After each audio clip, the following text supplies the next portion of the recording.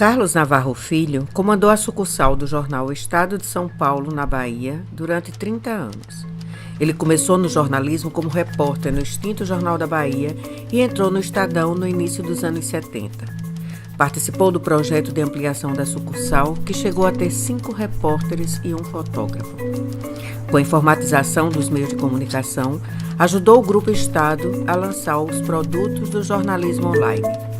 A trajetória de Navarro se confunde com a história do jornalismo da Bahia, mas caberá a ele contar sua história e a do seu segundo livro, Boquira, que está lançando nesse primeiro semestre de 2018. O canal Publique-se a Lenda preparou um programa especial com 2 partes sobre essa lenda do jornalismo baiano.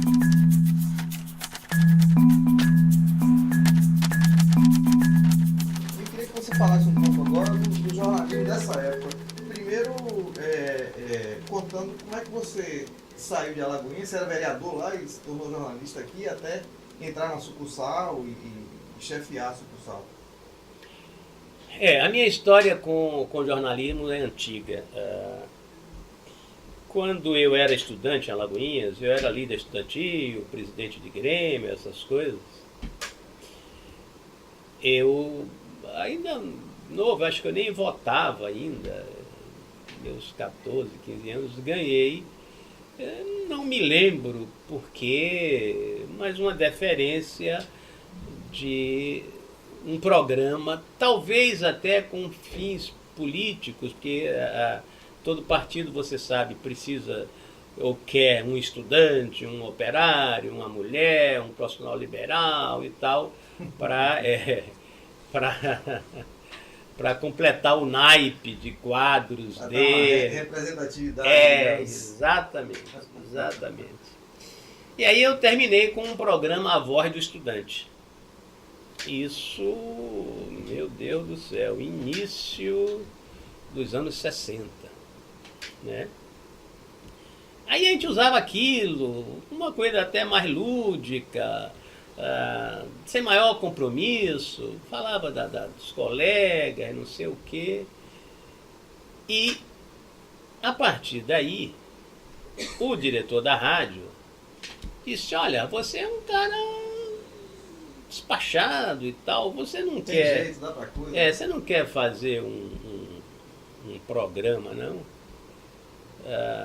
Aí eu pensei, a única coisa que eu poderia fazer, que eu já gostava, porque eu escrevia para uma revistinha lá, tinha uma revista Cometa, eu era articulista dessa revista, era um pessoal do Banco do Brasil que fazia, ela circulava, sei lá, não tinha circulação pré-determinada, né? A periodicidade era mensal, bimensal, não sei o quê. Tinha a revistinha Cometa e tinha um jornal de Alagoinhas, de um amigo, um senhor, um menino, ele já era um dentista, político e tal, Walter Campos, que eu escrevi também algumas coisas. Mas sempre, claro, eu já era político, fazia político estudantil, já, mas sempre não era notícia, eram coisas, naquele tempo se chamava artigo de fundo. Eu imitava muito um cara que predecessor, por exemplo, de João Baldo, chamado Sérgio Porto, Stanislau Ponte Preta. Então, eu tentava imitar, né, coisas curiosas, interessantes e tal. Tanto que eu acho que até hoje o meu texto sofre um pouco dessa influência, entendeu? De tentar uma pitada de humor, ou né, na história. E aí eu digo, bom, a última coisa que eu posso fazer é que não dá para eu escrever, eu posso fazer notícia. E eu me lembro que era na época da Guerra do Vietnã. Então aí eu criei um noticiário N26, que era da rádio emissora, entendeu? Era ZYN26 e tal. E eu apresentava, né? Eu sozinho, eu pegava os jornais já velhos, principalmente o Jornal da Bahia, que tinha lá seu Solon, tinha uma banca que era perto da emissora de rádio e tal, e aí seu Solon me dava os jornais, que não vendia, e eu lia. Dali eu fazia as notícias e tal, e lia, né? E era um H do cão, porque eu dizia, olha, toda uma equipe de jornalistas, produtores, editores e tal, trabalham para manter você informado. E toda a equipe era ele. Entendeu? E esse programa ganhou mais 2 vezes o melhor noticiário da cidade. Só tinha um. Entendeu? Então ganhou várias vezes o prêmio de melhor noticiário da cidade. Então começou aí. Mas rigorosamente eu não queria ser jornalista. Embora fizesse jornal. Eu tinha 2 opções, jornalismo ou direito. Por causa do prefeito, um amigo meu, fui chefe de gabinete dele e tal, meio que secretário da prefeitura, Murilo Cavalcante, que era um ótimo tribuno, era um sujeito formidável nos júris e tal. E você via aquilo como hoje os artistas aí de cinema, ou cantores, impressionam a molecada. Então eu dizia, puxa, será que um dia eu chegaria a isso e tal? E aí fiz vestibular para direito e para jornalismo.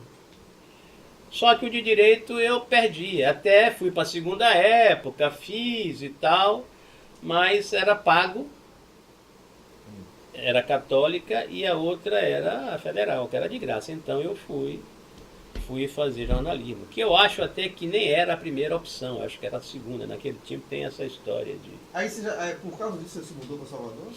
Não, aí o que é que aconteceu? Isso veio a calhar, porque o ato 5 foi em dezembro de 68. Não me lembro a data, 13, 12, 8, eu não me lembro. Dezembro de 68. Eu era vereador. E eu era do MDB, eu sou fundador do MDB de Alagoinhas. Então, aí eu me lembro que tinha eu, Crisanto, eram 5 do MDB e o resto tudo da Arena, só que eram 13, né? Só que dos da Arena, 3 eram do nosso lado. Então nós tínhamos a maioria de 8 contra 5. Mas eu e mais uns 2 do MDB baixamos o pau em Costa Silva quando ele assinou o ato 5. E os nossos adversários políticos lá gravaram que as sessões da Câmara eram transmitidas pelo alto-falante, né, que para mim ainda é a melhor forma de comunicação, eram transmitidas pelo alto-falante. Eles gravaram aquilo e mandaram para cá, para o SNI, entendeu? E o processo terminou depois arquivado, engavetado, porque havia uma ligação familiar entre uma pessoa do SNI e um dos vereadores e tal. Então aquilo, como era uma besteira, realmente o nego esqueceu aquele troço. Só que até acontecer isso, eu escapuli. Aí aproveitei que no fim do mês, ou foi em janeiro, saiu o resultado e eu tinha passado e aí... Mas não chegou a ser caçado, não? Não. Aí vim embora para Salvador, entendeu? Quando eu vim para cá, aqui tinha um deputado estadual chamado Gabino Khrushchevsky, e eu fiz uma parceria com ele.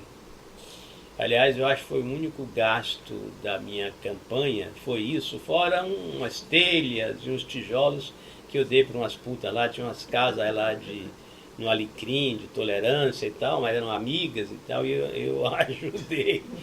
Mas Gabino me deu um bocado de jogos de camisa, uns 4 ou 5 jogos de camisa, de calção, meião, bolas eu não me lembro e tal. E aquilo foi a minha farra de campanha foi aquilo, porque a minha campanha foi toda produzida, feita, realizada por estudantes secundaristas, tanto que foi um escândalo a minha eleição, porque ninguém levava fé. Aquele menino, quem vai votar nele são os meninos que todo mundo, naquele tempo, nem com 16 anos votava. Entendeu? Então o nego debochava um pouco e eu terminei sendo um dos mais votados. No meu partido eu acho que eu fui o mais votado. Entendeu? E aí, e Gabino, sim, aí eu dei lá, sei lá, 200 votos, 300 votos a Gabino nessa parceria, né? Ele me dava o material e eu, dos meus votos, a eleição era... Hoje eu não sei se é assim, hoje é só prefeito e vereador, né? Sim. Naquele tempo não era prefeito, vereador, deputado, blá blá blá, era... municipal é uma eleição e deputado é outra. Não, naquele tempo era junto. E aí Gabino, quando eu vim para cá, fui até procurar Gabino, fui na universidade, entendeu? Me apresentei e tal, antes mesmo de matrícula, de começar a aula, os veteranos já estavam lá na Secretaria-Geral de Cursos, já me pelaram a cabeça, entendeu? Então eu fui procurar Gabino com a cabeça pelada e disse a ele, olha, estou aqui, passei em jornalismo, vou cursar, não sei o quê. E aí ele disse, o que é que você vai fazer? Eu disse, eu vou ter que trabalhar num jornal. E a assembleia, na época, era na ABI, ali na Praça da Sé, na esquina ali. Era na ABI. E tinha um rapaz, na época era um jornalista muito influente, tal, chamado Orlando Garcia, que era de Alagoinhas, que eu nem conhecia. E Gabino disse, olha, esse rapaz é de Alagoinhas, seu conterrâneo, passou no vestibular, vê se leva ele lá para o jornal e tal. E foi assim que eu fui para o Jornal da Bahia. Antes mesmo de começarem as aulas, óbvio que foi aí que eu conheci Joca, Pastore, Gilson Nascimento, Frederico Simões, entendeu? Óbvio que eu trabalhei uns 4, 5, 6 meses de graça até me contratarem, entendeu? E depois surgiu o convite para ir para o Estadão com o Zilar, né? Zilar Moreira. Aí já foi mais tarde um pouco. Eu ainda estava na escola ainda, mas isso aí foi fim de 70, início de 71. Que, aliás, foi um convite sui generis, né? Eu acho que você próprio já contou essa história, eu não sei. Tinha eu e Marilúcia. Os dois estudantes... Marilúcia Moura. Os dois estudantes e os dois no Jornal da Bahia. Porque foi, em 69, foi a época que a ditadura começou a regulamentar a profissão, aquelas coisas e tal. Então os jornais tinham que ter profissionais, ou pelo menos estudantes, só numa fase de adequação à lei. E aí depois, sei lá, contou assim, disse, olha, tinha você e Marilúcia. Eu não tinha como escolher, então, um sábado, eu fui para lá e disse, quem chegar primeiro vai ser. E eu, que normalmente chegava depois, cheguei primeiro que Marilúcia, então fui eu. Eu digo em algum lugar que nesse dia acho que Marilúcia bebeu mais do que eu na sexta-feira, entendeu? Então, aí fui eu. Assim é que eu entrei no Estadão. E no início, quer dizer, como é que se fazia jornal naquela época? Bom, primeiro... não havia nada da tecnologia de hoje. Mas antes disso, você já tinha me falado uma vez também, acho que está em um desses vídeos aí sobre o Estadão, que nessa época, depois da inauguração do Polo Petroquímico, coisa e tal, o Bahia ganhando torneios nacionais, não sei o que mais lá, Antônio Carlos tendo influência nacional, o Estadão se interessou em aumentar a presença dele aqui e produzir mais matérias. Seria em função disso, né? Aí foi um pouco depois. Isso era 71. A sucursal foi criada no fim de 73, em função do polo petroquímico, né, que estava surgindo, que era Geisel. Acho que já era Geisel. Se não era, logo depois entrou Geisel. Ele assumiu em 74, mas o polo acho que é de 76 por aí. Não, o polo acho que é mais cedo. Eu não tô, eu sou péssimo para gás, é o cara que articulou. Porque ele já tinha ligações com empresas petroquímicas e tal. E aí a sucursal, duas coisas contribuíram para fazer a sucursal. Uma foi o polo petroquímico e outra o exílio de Cleonte. Cleonte era um jornalista antigo do jornal e que não sei por que o jornal, para não mandá-lo embora, disse: manda para Salvador, vai lá, abre lá a sucursal e tal, e some. Eu não sei, não me lembro bem qual o motivo. Não era político, isso aí eu sei bem, porque Cleonte era tão conservador quanto o Estadão, era um dos pilares e tal da redação do Estadão. Então assim surgiu a sucursal. Mas antes da sucursal é interessante saber o seguinte: quando éramos eu e Zilá, a nossa base era o Jornal da Bahia. Então o que é que a gente fazia? Repetia praticamente o que eu fazia em Alagoinhas com o mesmo Jornal da Bahia. Então a gente pegava as matérias do Jornal da Bahia e mandava simplesmente, entendeu?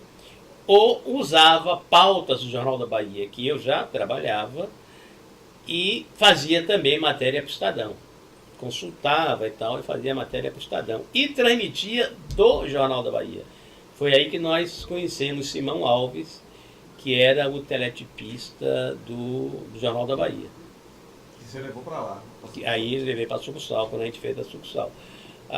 E você não tinha... O mais moderno que tinha na época era Telex. E como é que se trabalhava nessa situação? Nesse período, onde os jornais eram maiores, né? Você precisava fazer mais matérias. Não tinha, quer dizer, acho que se tinha a tecnologia moderna da época, né? Mas nada que se compare ao que existe hoje. Você fala das sucursais? Sim. Não, quando eu comecei mesmo na sucursal, o Jornal da Bahia tinha o teletipo. Não era ainda Telex. O Jornal da Bahia tinha o teletipo. E tinha, não sei se já era o Telex, porque o teletipo, agora eu estou lembrado, era um troço das agências internacionais, entendeu? Não era, eu acho que já tinha o Telex ou alguma coisa parecida. Mas nós mandávamos a matéria mesmo por telefone. Ditando, né? Ditando. E tinha... tinham pessoas agilíssimas, né, que pegavam outras mais lentas e tal, e acontecia muito erro. Então a gente era orientado a uma palavra mais difícil, mais complicada, a soletrar como faz hoje as companhias aéreas. Ari, vamos dizer que fosse um nome difícil, Ari. Antônio, Rato, Índio e tal.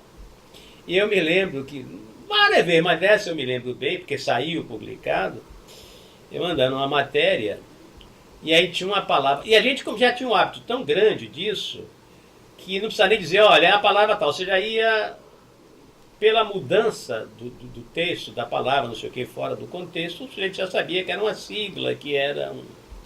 Aí eu me lembro que tinha uma palavra, era uma sigla que tinha Índio, Manuel, não sei o que e tal. E aí o teletipista, o digitador lá, pegou tudo pelo telefone, e aí isso passa por revisão, passa por não sei quem, passa não sei quem, e no outro dia estava lá no Estadão a matéria, e no meio da matéria lá um troço estranho chamado Índio, Manuel, blá blá blá blá blá blá, entendeu? Então tinha essas coisas. O estilo de trabalho dessa época é bem diferente do atual. O jornalista, pelo que a gente sabe, se trabalhava mais, ainda se cumpria aquelas 5 horas e mais 2 de hora extra, ou era full time mesmo? Quando acontecia uma matéria, você tinha que largar tudo que estava fazendo e sair atrás, né? Era diferente, bem mais trabalhoso, porém bem mais rico. Como nós só tínhamos o telefone, né, de tecnologia para contato com as pessoas, e não havia, óbvio, telefone para todo mundo, claro. Eu me lembro que na redação do Jornal da Bahia, a equipe toda de esporte, que eram umas 4, 5 pessoas, havia um campeonato já estadual, com times do interior, havia um único telefone para o repórter trabalhar, fazer a cobertura do interior. Na redação do Estadão, eu acho que tinha um telefone também, ou dois. Mas o que era a vida do repórter naquela época? Você chegava, pegava a pauta, que nunca era um só assunto, 2, 3, às vezes até mais, pegava a pauta, pegava o valezinho do transporte, ia na tesouraria e pegava lá, no caso do Jornal da Bahia, seu Santos, um senhor velhinho e tal, no caso do Estadão, o seu Arthur. Pegava lá, no caso do Estadão é a parte, porque já tinha outros recursos, táxi e tal, e era um sucursal, né, jornal. Mas no caso do Jornal da Bahia, você pegava lá o dinheiro do ônibus.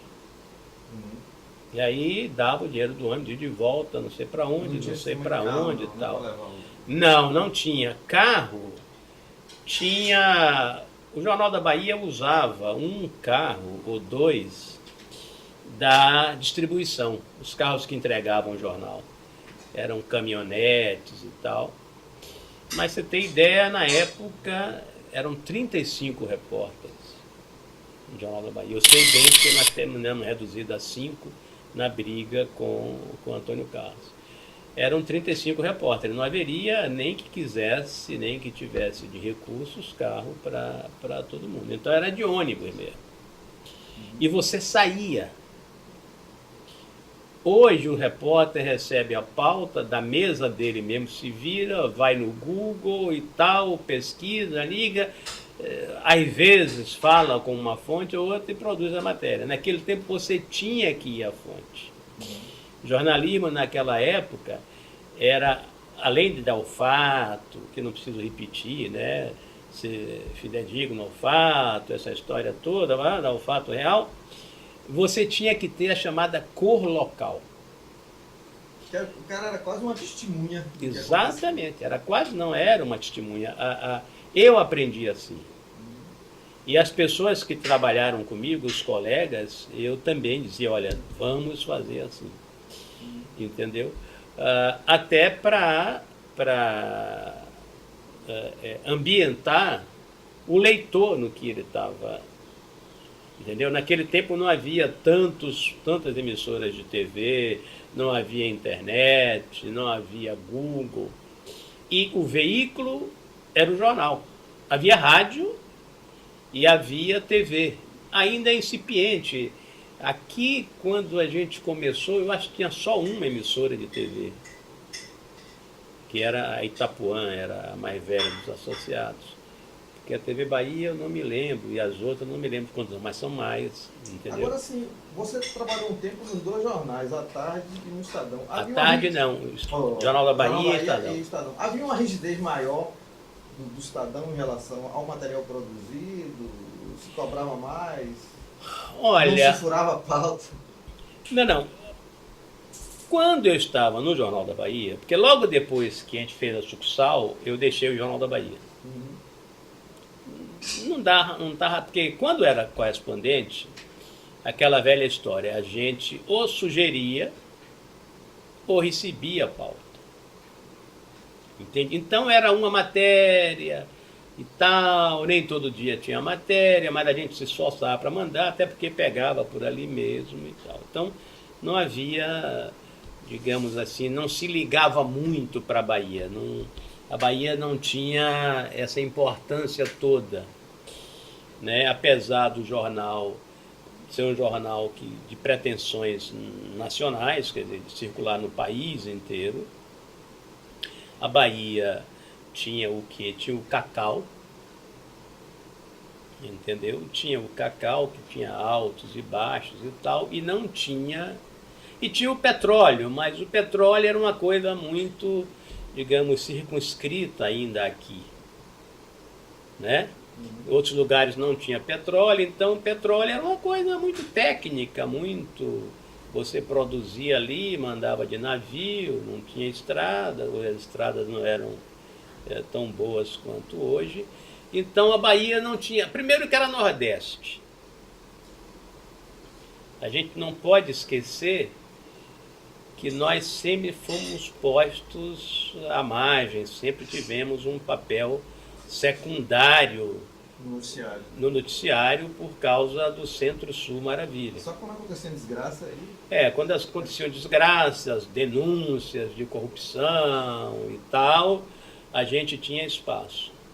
É evidente que com o advento do polo petroquímico isso mudou um pouco, melhorou e tal, mas não...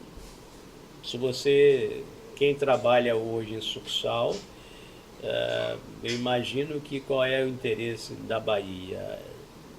Político, quando tem gente política, hoje tem o prefeito, tem o governador e tal, e esporte, porque o cara tem que cobrir, os jornais têm que cobrir. Então, eu vejo pouco, eu leio todos os jornais diariamente, e hoje me parece que quem dá assim mais coisas da Bahia ou são jornais alternativos, ou a Folha, por exemplo, que sempre deu menos, porque a Folha foi a última, eu acho, a abrir uma sucursal aqui, era correspondente mesmo quando os outros tinham sucursal. Mas é a única que mantém um correspondente até hoje. Né? Pois é, e é isso que eu falo, talvez por isso seja o jornal que dê mais coisas daqui, entendeu? Mas de qualquer maneira mostra, quando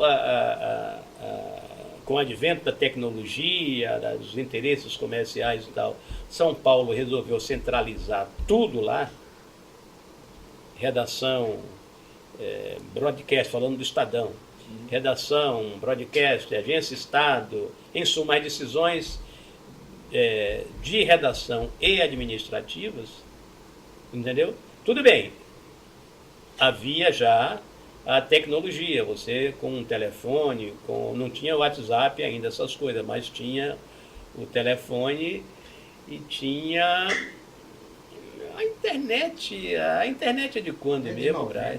Década de 90. Porque, por exemplo, a sucursal daqui acabou, você estava lá quando eu saí, não sei se 97, 96, eu não me lembro. Final de 90. Né? Então eles usavam a tecnologia, mas mesmo sem essa tecnologia eles já centralizavam. São Paulo sempre foi um umbigo do país, né? Sempre... Deixa eu lhe perguntar umas coisas, muitas coisas que eu presenciei lá, digamos, em relação à jornada de trabalho, né? Que você entrava, uma parte entrava pela manhã, outra meio-dia, e se houvesse algum tipo de matéria, você não tinha horário para sair. E era curioso, porque sempre aparecia alguma coisa no final do expediente. E Emiliano José tinha uma história mitológica, né? Porque ele sempre ia pela escada, ao invés de ser pelo elevador, porque na escada ele não podia ser alcançado nunca, né? Geralmente o cara não estava esperando o elevador, volta aqui que tem uma matéria. Mas tinha isso, né? O cara ia... Tinha, não, olha, repórter. Olha, hoje eu não sei. Hoje, honestamente, nada contra essa molecada. Eu acho só que ela é mal preparada, mal orientada para trabalhar de modo geral. Não estou falando nem por questões políticas e outras. Entendeu? Então, um cara para ser bom repórter hoje é porque ele quer ser repórter para se destacar. A gente vê mesmo na Bahia, nos últimos 10 anos, nós temos pouquíssimos, e você, inclusive, é pai de um. Entendeu? Que eu sei que não houve ajuda. Antes, eu estou só fazendo um parênteses, antes a gente pegava o repórter novo, o Foca, sentava com ele, conversava, discutia. Eu nunca dei pauta escrita. A gente sentava com o sujeito para ele antes de sair para fazer a matéria e na volta, até para ganhar tempo, porque o sucursal tinha um problema de tempo. Então, em vez dele escrever e depois a gente, o Lídia não está aqui, a gente conversava antes. O que você tem aí? E fazia, exatamente. E existia uma coisa que talvez, que hoje pode ser considerado até uma assédio moral, né? Que é o esporro que o editor, o cara que mandava, o seu chefe lhe dava, quando o negócio não estava bom, não estava. Vai reescrever isso aí. Uma época eu fazia isso também. Eu não sei se você está querendo se vingar, mas uma época eu fazia isso. Mas o que é o seguinte, o repórter, embora de uns tempos para cá, já também naquela época, houvesse a convenção com o sindicato, que a nossa jornada oficialmente é de 5 horas. E aí a gente trabalharia mais 2 no acordo com o sindicato e tal, então ganharia 7 horas. O repórter nunca teve horário. O repórter sempre tem hora para entrar, né? E não tem para sair. Ele pode até entrar um dia e sair mais cedo porque não aconteceu nada. Os fatos comandam a vida do cara.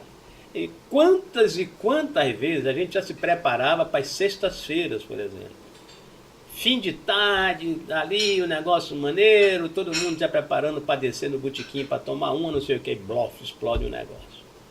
E aí lá vai todo mundo atrás daquilo, muitas vezes tinha que viajar, outras vezes virar à noite e tal. Então, isso com um certo prazer, né? Não, sim, mas era da profissão.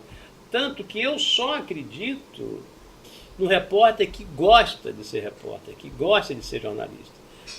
O sujeito que é jornalismo como profissão, ele não vai ser repórter. Primeiro que ele não vai ganhar dinheiro nunca.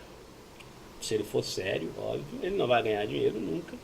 Então, e eu sempre aconselhei isso aos mais novos, ou em palestra, não sei o quê, meu filho, olha, vai ser assessor, monta a sua empresa de comunicação, mas é verdade, sem nenhum demérito. Você, inclusive minhas filhas, se fossem repórteres, a elas eu disse de outra forma, se preparem para não ser empregadas, porque daqui mais 10, 20 anos, sei lá, eu dizia a elas, o emprego vai ser uma coisa muito específica. Ainda não chegamos a isso, mas estamos chegando. O cara tem que ser altamente especializado. Então, o caminho é de ser pequeno empreendedor, faz seu negócio. Então, ele dizia, olha, façam sua empresa de comunicação, de assessoria, no que for, está aí o mundo todo aberto com a internet, aí você vai fazer o que gosta e ganhar algum dinheiro. Né? Pode até não acumular, mas vai ganhar algum dinheiro. Porque jornalista, essa é boa oportunidade para eu dizer uma coisa aqui, olhando para a câmera, como o nego diz. Nós sempre fomos uma profissão besta. Jornalista é o único cara que eu conheci, talvez hoje não seja assim, que para ter uma vida com um mínimo de dignidade, precisava ter 3, 4 empregos.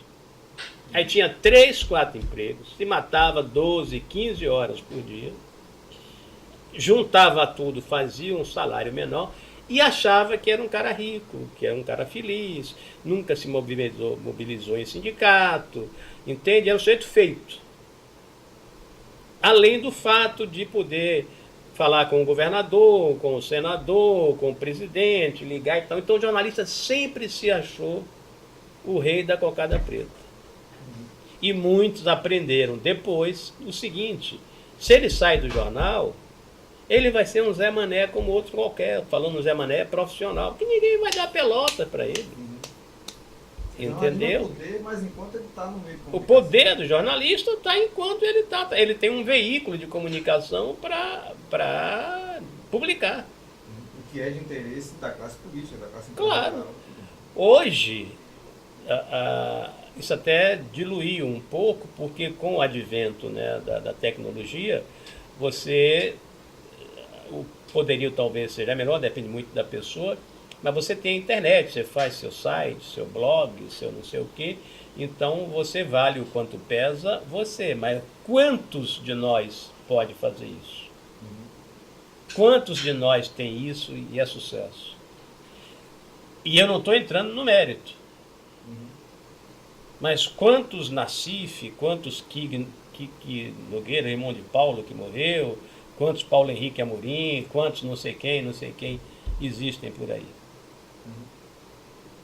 Eu não tenho nenhum dado quanto a isso, mas acho que não chega a 0,5% do total de jornalistas profissionais no país. Entendeu? De qualquer forma, esses se projetaram em meios de comunicação. Sim, estão aí porque exatamente. Eles saíram. Já tinha um recalque. Exatamente, eles saíram de revistas, grandes jornais, foram editores, foram, entendeu? Porque para ele surgir do nada, tanto que está uma coisa interessante hoje, que eu acho, me perdoe, vou me chamar de jurássico, que eu sou mesmo, que eu acho ridículo, essas figuras que tem aí de influencers, não sei o que lá, gente que... e que ganha dinheiro, até isso aí são sabidos. que ganha dinheiro para dizer se vista assim, faça isso. Me bata um abacate, companheiro. Antes de terminar, deixa eu lhe perguntar um dos episódios ótimos lá do Estadão. O Estadão tinha um laboratório completo de fotografia, se revelava os filmes, se transmitia de pelo lá telefoto. da própria sucursal. Um aparelho chamado telefoto, que um aparelho jurássico também. Mas a sucursal não tinha um telefoto e você roubou o telefoto uma vez, ficou lá, né? Como é que foi essa história? Roubou da matriz. Essa história foi o seguinte, a gente, claro, era um problema, a velha história que eu digo, Nordeste, Bahia e tal. E um dia, Domício Pinheiro, que todo mundo quando falava dele, batia na madeira porque ele fez a foto de Mirandinha com a perna quebrada, Mirandinha aquele centroavante do São Paulo, com a perna quebrada torta assim para dentro. Ele fez isso tudo na hora, quer dizer, no instante ali. Ele virou a câmera para uma arquibancada da Vila Belmiro, não sei o quê, quando ele fez a foto, a arquibancada desabou. E ele tinha essas histórias, né? E ele veio aqui, parece para o 1000 gol, o gol número 1000 de Pelé, que nem existiu, na Fonte Nova, no jogo Santos e Bahia. E aí eu não sei por que cargas d'água, não sei se ele ia sair, Domício já era um senhor e tal, não sei se ele ia sair com alguém, ou depois da Fonte Nova, ia jantar, aí disse, vocês levam essa, que o telefoto era uma caixa assim, era uma mala, vocês levam isso para a sucursal e amanhã eu passo lá e pego? Aí o repórter, que eu não me lembro quem era, disse, levo. Levou e tal, no outro dia de manhã, que eu chego, tá lá o telefoto. Aí eu digo, o Domício não já foi embora? Não, tá saindo agora e tal, vai passar aqui antes para pegar. Eu digo, esse dormiu aqui, dormiu. Quem trouxe? Eu não me lembro, um repórter e tal. Aí eu liguei e disse, olha, não venha. E peguei o telefone e escondi. O Domício passou lá de táxi, entendeu? Para ir para o aeroporto. Eu não sei em que hotel ele estava, mas por aqui, pelo centro mesmo. Deixou o táxi embaixo, subiu para pegar o telefone. Eu disse, mas que telefone? Ele era meio gago assim, mas não sei quem trouxe ontem de garra, rapaz. Você se deu mal, porque esse cara é um inconsequente, chega tarde, não chega, trabalhou ontem à noite, ele não chegou ainda, eu não sei como. E ele, e tal, eu digo, vai e eu mando, amanhã eu mando e tal, não se preocupe. Ele disse, eu mando. E aí ele foi embora. Ficou aí de vez em quando. Alguém, logo depois, o nego ligou, eu digo, vou mandar e tal. Não, então tem uma matéria aqui especial, aí foi, né? Foi até que um dia eu disse, a não sei quem da foto, eu vou mandar porra nenhuma, essa foto vai ficar pra gente. Aí o cara disse, mesmo, fica aí. E assim nós ganhamos nosso telefone. Sim, então para finalizar, só o seguinte, jornalismo tem futuro? Na sua visão? Tem, Braz. Tem. Mas vai ser um jornalismo diferente, entendeu? Especializado? Você é o seguinte, de opinião? O jornal como é hoje, fazendo um parênteses, é o seguinte, há muitos anos a gente ouve isso, 30 anos atrás no Estadão nós falava, primeiro foi com rádio, isso aí eu não alcancei, depois da TV eu também não alcancei, chegou depois. Depois da TV, aí veio não sei o que e tal, veio a internet, agora morreu de vez. Aí nego dava 10 anos, 5 anos, não sei o que, e o jornalismo resistiu. Agora, com a internet, com WhatsApp, com Google, com tudo isso, o jornalismo vai ter que mudar. Porque hoje a informação é efetivamente em tempo real. A coisa que antigamente, como é que era o nosso... que a broadcast que você alcançou, você trabalhou na broadcast e tal, a gente fazia sucesso. Porque a gente saía e ia cobrir o fato. E de lá mandava. E aí tinha surgido o celular. Então de lá a gente mandava os flashes de celular. E era um sucesso aquilo. O Estadão lançou tempo real e tal. Tempo online, jornalismo online. E tal, e sabe, a gente não espera mais televisão, nem rádio. Televisão não, rádio talvez igual, mas não perdia mais. Então hoje é tudo. Hoje o cara não precisa ser repórter, não precisa nada, ele ligou o computador, o telefone celular dele, o smartphone dele, e ele pega na hora tudo. Inclusive umas coisas interessantes, você pode ligar aqui agora e comprar um ingresso para teatro em Paris, na China. Na mesma matéria que você está... Não é nem matéria, estou falando, já é um fato coisa. O cara liga e diz, olha, eu quero um bilhete para daqui a 2 dias, sei lá, para espetáculo tal. Pega um avião, vai, entende essas coisas. E quanto aos fatos em si, você sabe literalmente na hora. Então, por exemplo, eu trabalho hoje com isso. Eu produzo boletins. Um é só um clipe e um outro analisado, né, comentado e tal, sobre política e economia do que a imprensa publica.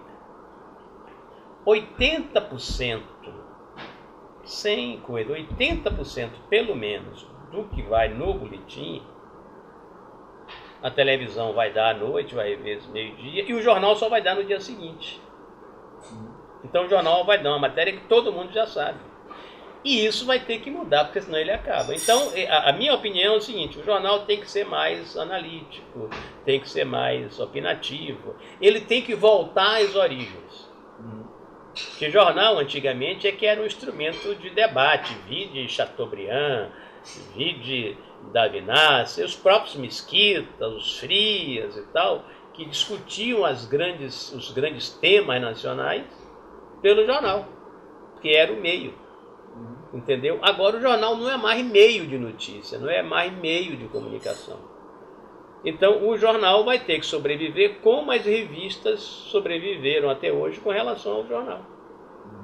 Sabe, você não vai dar a notícia, você vai dar as consequências, os desdobramentos da notícia. É isso. Se não for isso, eu acho que vão ter que arranjar uma outra fórmula, ou pode até não acabar ser extinto, mas vai perder força, vai perder importância.